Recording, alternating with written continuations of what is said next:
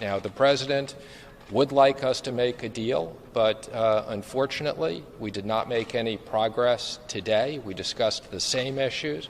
We did come back up. We were requested to have another meeting, and let me just say, to the extent that they are willing to make new proposals, the chief and I will be back here anytime to listen to new proposals. But we have asked them for a specific compromise on state and local and a specific compromise on unemployment.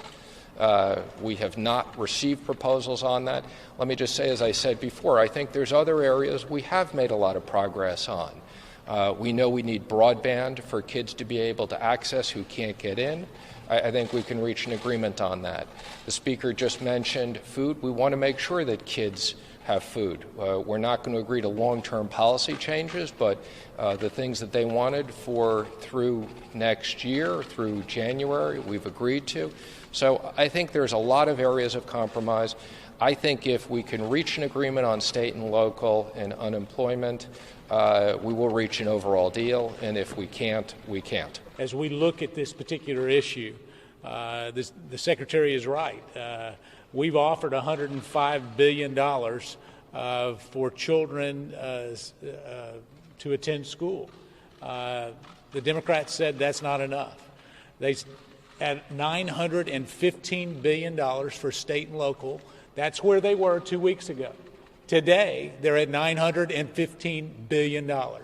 Now, if you're talking about compromise, even with their $1 trillion Washington, D.C. magical way of saying they're going to come down $1 trillion, they can't come up with any significant cuts in their bill. What they want is a $2.5 trillion blank check.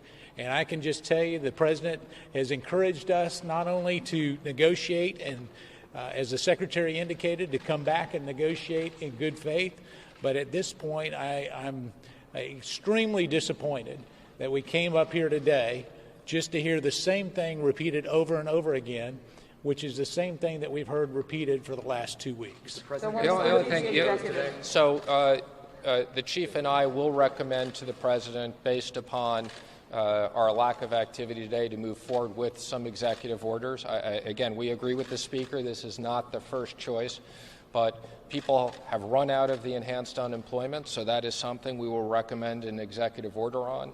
And it relates to rental foreclosures. We will recommend a executive order on that, and also student loans. So it's going to take a little bit of time for us to finalize these and process them, but we'll do them as quickly as we can because the president wants action. He realizes, again, despite what was a big pickup in jobs, there's still too many people that are impacted by this.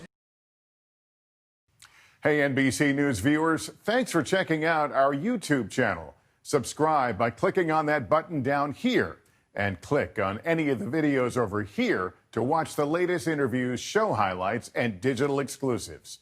Thanks for watching.